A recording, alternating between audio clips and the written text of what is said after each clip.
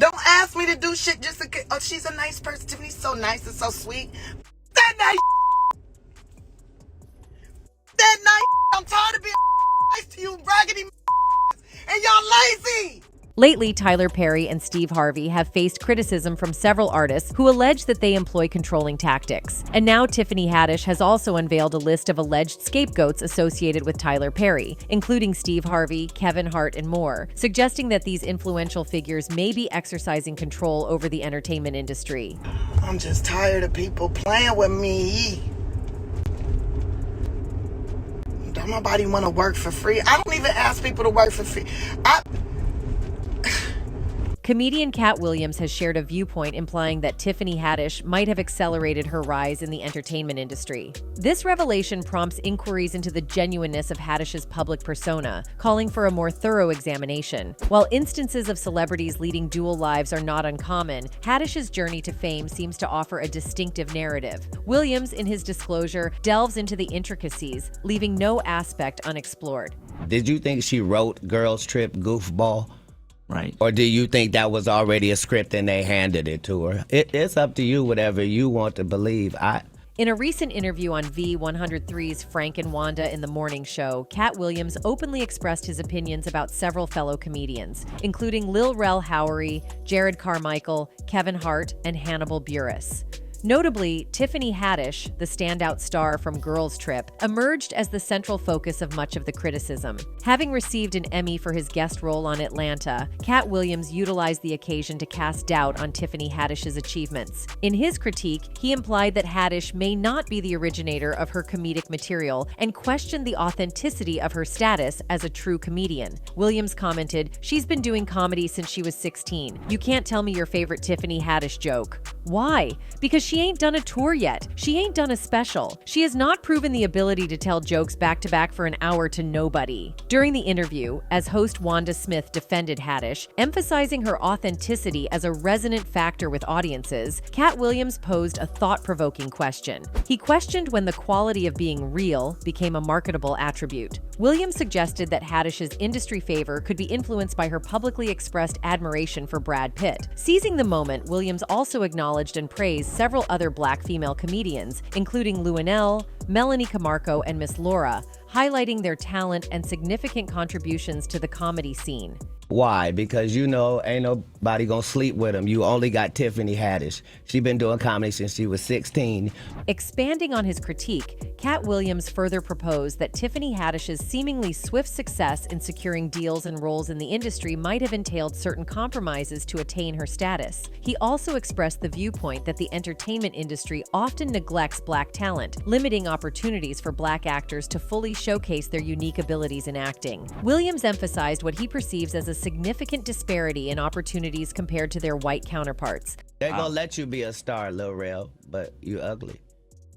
And white people don't believe in ugly stars. They think you have to be somebody that women want to sleep with and men want to be. It appears that Cat Williams' remarks regarding Tiffany Haddish's admiration for Brad Pitt were grounded in reality. Tiffany Haddish has indeed publicly expressed her crush on Brad Pitt. During an appearance on Live with Kelly and Ryan's post-Oscars show, she shared a humorous encounter with the Hollywood star, recalling, "Oh, I just met him in the elevator. He said in 1 year, if he's single and I'm single, we gonna do it." So, you know what that means? Brad Pitt was standing right next to me, and then Elizabeth's husband was like, "Man, I hope we don't get caught in this elevator." And I was like, "It's gonna be some pretty babies in this elevator if we do." In a subsequent conversation with Kelly, following her Oscars appearance where she presented an award, Haddish engaged in a playful game of marry, date, dash. During the lighthearted exchange, she revealed that she wouldn't choose to marry Brad Pitt. Cat Williams, in his expose on Haddish, seemed to emphasize the pivotal point that her rise in the entertainment industry gained significant momentum when she embraced self-expression over objectification. In a discussion with Kelly after her Oscars appearance, where Tiffany Haddish presented an award, the comedian participated in a game of marry, date, dash. In this lighthearted exchange, Haddish disclosed that she wouldn't opt to marry Brad Pitt. Cat Williams, in his expose on Haddish, seemed to highlight the crucial idea that her rise in the entertainment industry experienced significant acceleration when she chose self-expression over objectification. This theory does seem to have merit, considering Tiffany Haddish's challenging journey in the industry years before she emerged as one of its prominent figures. She faced significant obstacles, struggling to secure spots in comedy clubs and encountering difficulties in landing acting roles. In an interview with TMZ, she revealed, "I lost everything. All my gigs are gone." Furthermore, Haddish was once questioned about a lawsuit involving allegations that she and comedian Aries Spears attempted to involve an underage woman and her brother in comedy skits. The accusations claim that Spears and Haddish created comedy sketches in which an underage girl mimicked a suggestive act with a sandwich, and another sketch depicted Spears with inappropriate fantasies involving her brother. The Tiffany Haddish thing, has that been worked out at this point?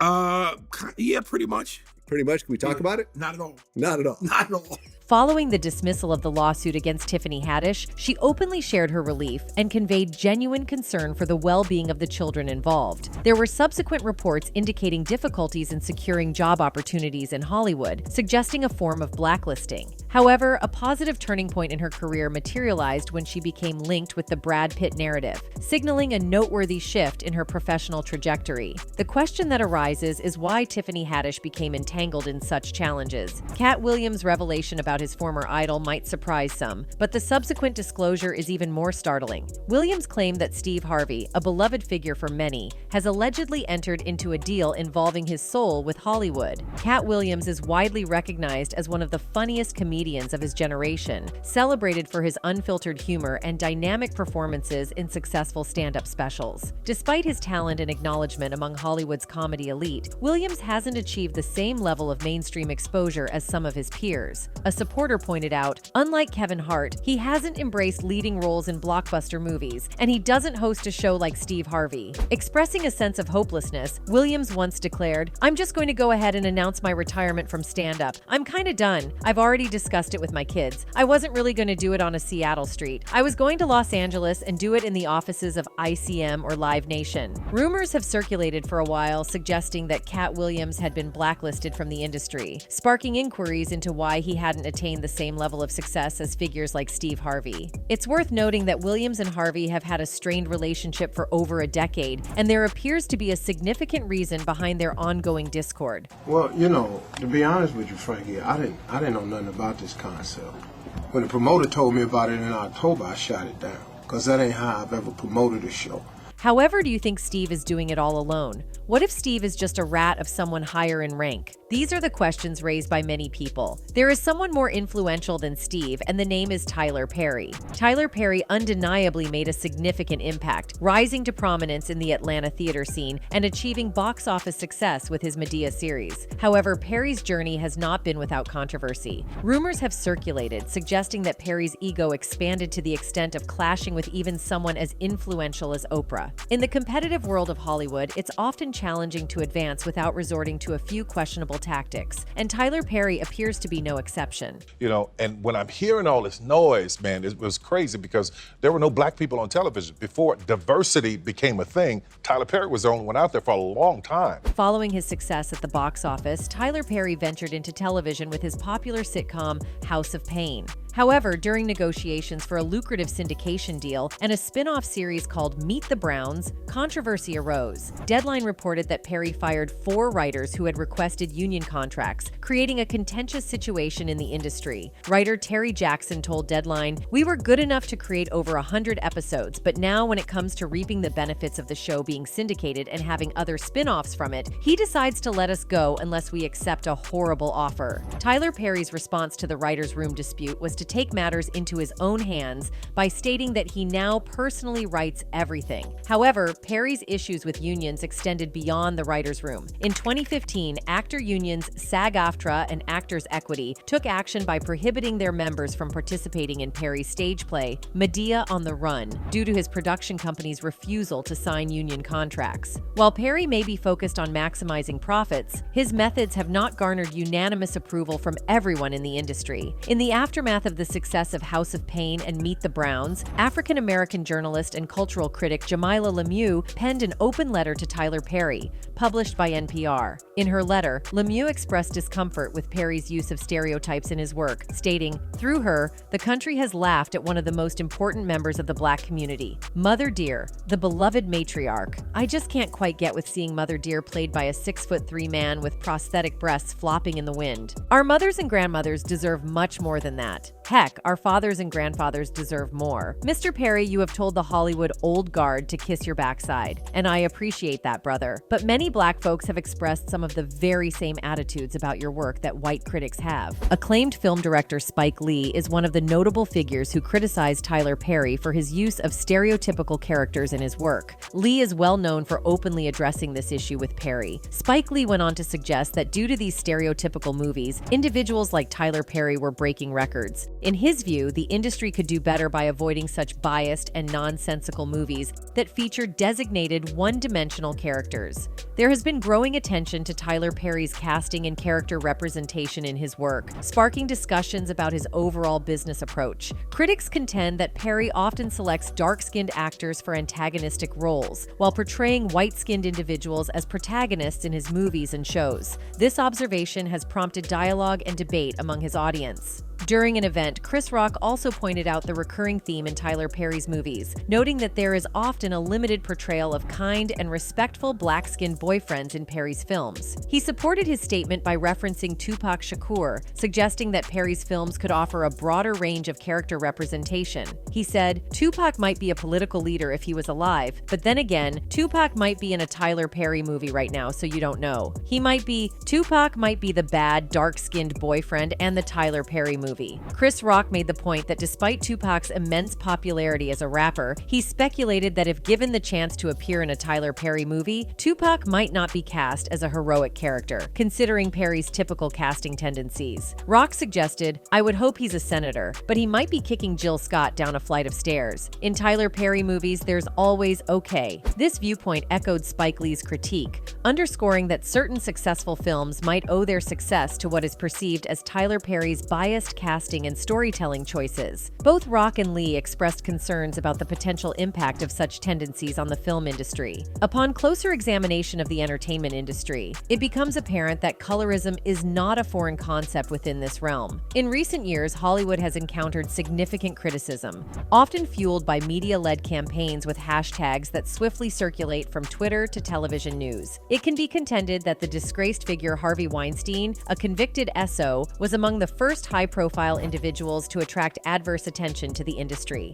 In 2017, a plethora of SA allegations surfaced, unveiling the more sinister facets of Hollywood's culture. There's a new documentary that is all about the dark side of Hollywood and how some power players allegedly use their positions to prey on young, aspiring actors. In the aftermath of the #MeToo movement, Hollywood found itself embroiled in various controversies. Notable incidents included comedian Kevin Hart resigning as the Oscars host in 2019, following the resurfacing of past homophobic tweets. Simultaneously, the #OscarsSoWhite campaign emerged, advocating for enhanced diversity in the Oscars and greater acknowledgement of individuals from marginalized communities. Consequently, Hollywood's reputation has suffered a considerable blow, transforming the once prestigious Walk of Fame into what some describe as an uninspiring walk of shame, devoid of its former star-studded allure. Kevin Hart has stepped down from hosting this year's Oscars. He put out a statement on Twitter tonight saying, "I have made the choice to step down." On a February afternoon in 1940s America, actress Hattie McDaniel made history by achieving a significant milestone,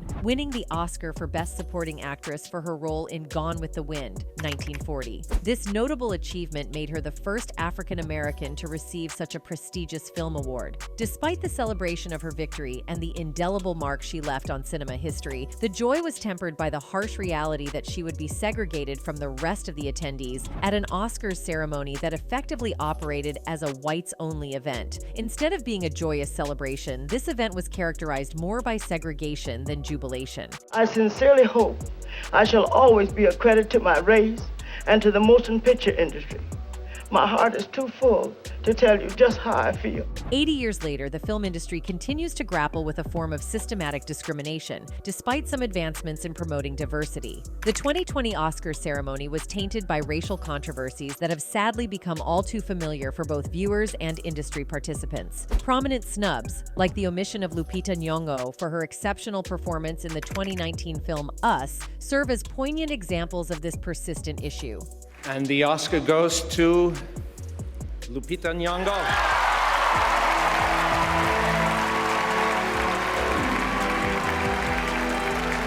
This issue is now manifesting in movies and shows, with Tyler Perry serving as a notable example. It has become evident, especially in his films, that black-skinned actors are consistently cast as villains. One significant illustration is Steve Harris, who portrayed Charles McCarter in Tyler Perry's classic film, Diary of a Mad Black Woman. In the movie, Charles, despite being a successful lawyer, falls short of being an ideal husband. Shockingly, he reveals the existence of another woman in his life to his wife, Helen, and proceeds to mistreat her, ultimately leading to her expulsion from their home. This pattern in Perry's work has sparked discussions and raised questions about the portrayal of characters based on skin color in the entertainment industry. In the 1990s, the entertainment industry continued to grapple with persistent challenges related to limited and stereotypical roles for black actors. Blair Underwood reflected on this era, noting that virtually every black actor and actress, irrespective of their talent or recognition, faced auditions for the same roles. This underscored the industry's deficiency in providing diverse opportunities for black talent. History buff, like most of my life. I love history. You do? I don't know a lot about history, but I love. In Tyler Perry's film Madea Goes to Jail, Ion Overman took on the role of Linda Davis, a negative character who serves as an envious assistant district attorney engaged to Joshua. Linda engages in clandestine illegal activities, including fraud, evidence tampering, and falsifying legal documents related to individuals she has prosecuted. Meanwhile, Ron Rico Lee portrayed Chuck, an assistant district attorney and friend of Joshua in the same film. Additionally, in another Tyler Perry production, I Can Do Bad All by Myself, actor Brian White was cast as the antagonist Randy. Randy is portrayed as an abusive boyfriend, embodying the role of the villain in the story. See the way you've been looking at me.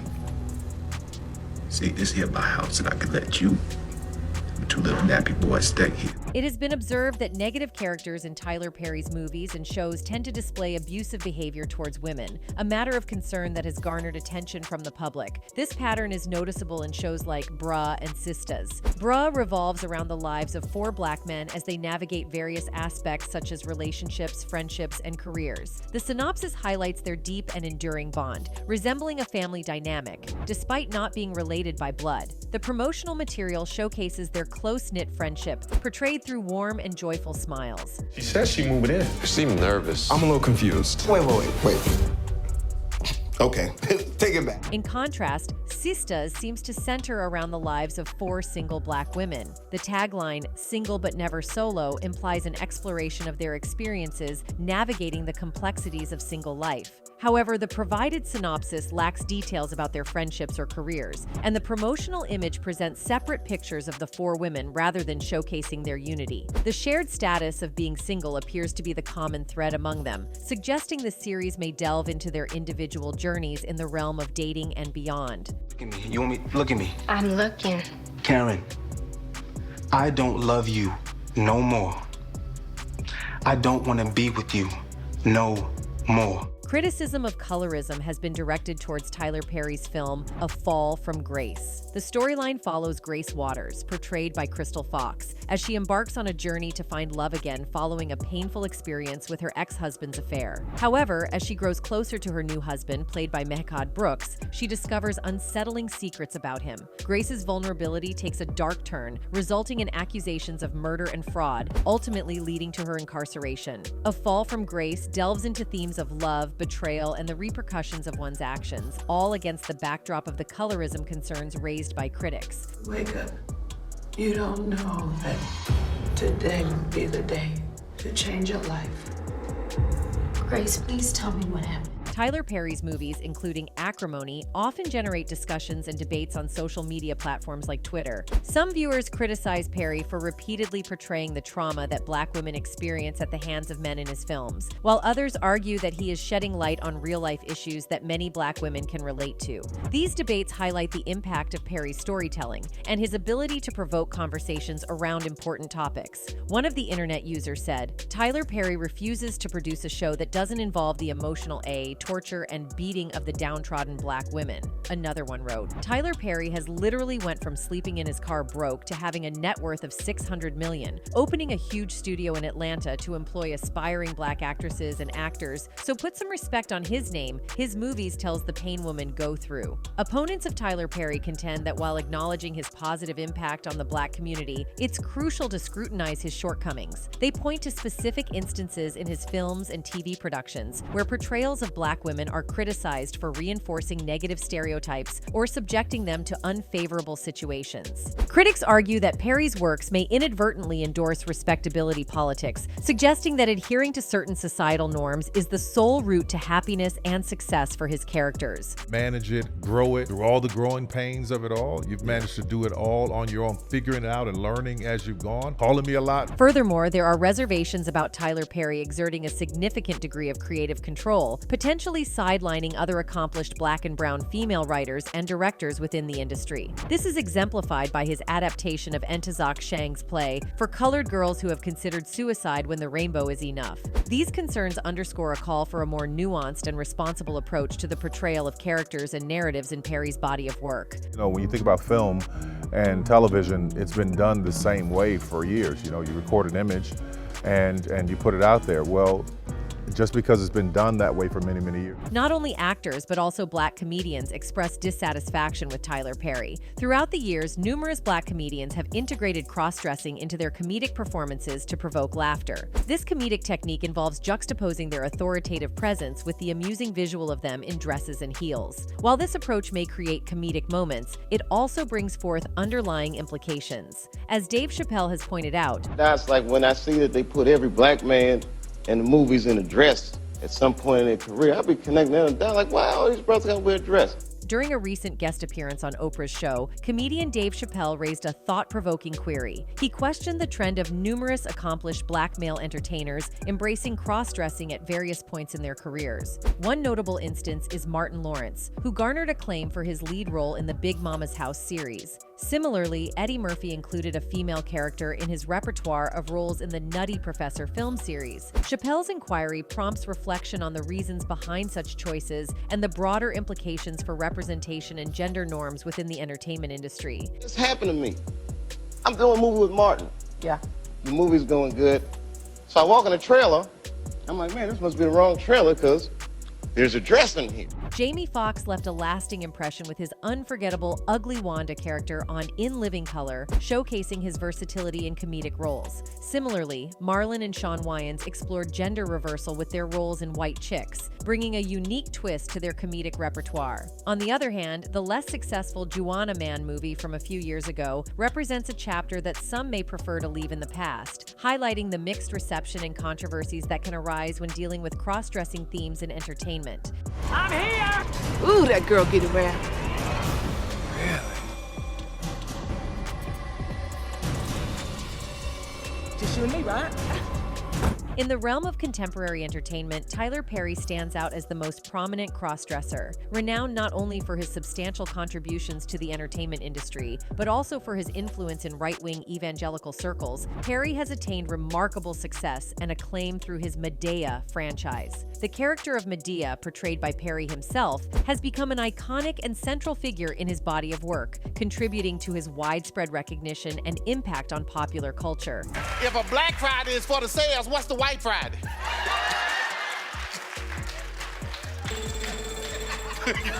This ignorant fool right here.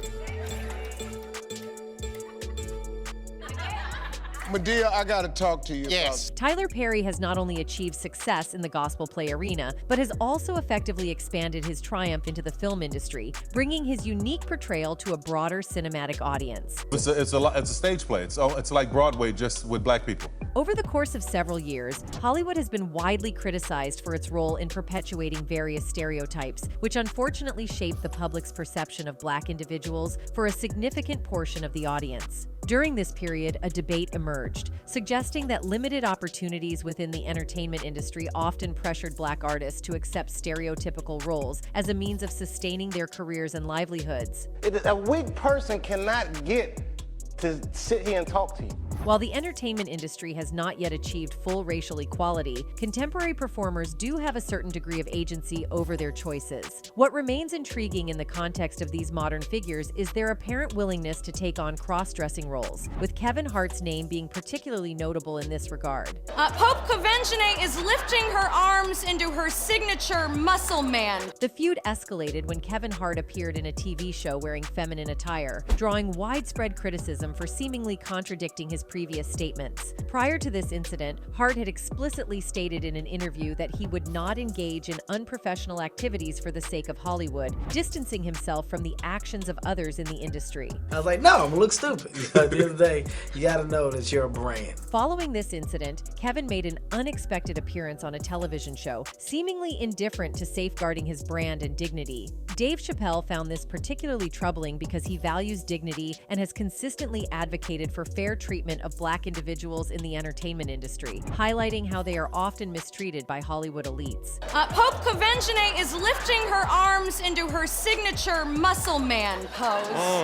Kevin doing these absurd things bothered Chappelle, and he spilled tea on every single detail of who tricked Kevin to appear like this on the TV screens. There's no animosity there, but there's an awareness of where the void is. So now I take that and I make sure I apply it to mine. Many individuals have voiced their opposition to witnessing more instances of Black men in dresses, arguing that this phenomenon has reached its saturation point. They contend that our society is already influenced by numerous factors that may undermine the perception of Black men's masculinity, and there's no need to further contribute to these forces in any way. When things happen that can possibly affect your brand, your brand can be diminished, and you don't want that to happen. So, protecting my brand is definitely a priority. Over an extended time frame, Hollywood elites like Tyler Perry and Steve Harvey took a prominent role in perpetuating various regrettable stereotypes that significantly shape the perception of Black individuals among a considerable portion of the population. This era sparked debates, proposing that the constrained opportunities within the entertainment industry pressured Black artists to embrace stereotypical roles as a means of sustaining their livelihoods. That's it for today. See you in the next video. Until then,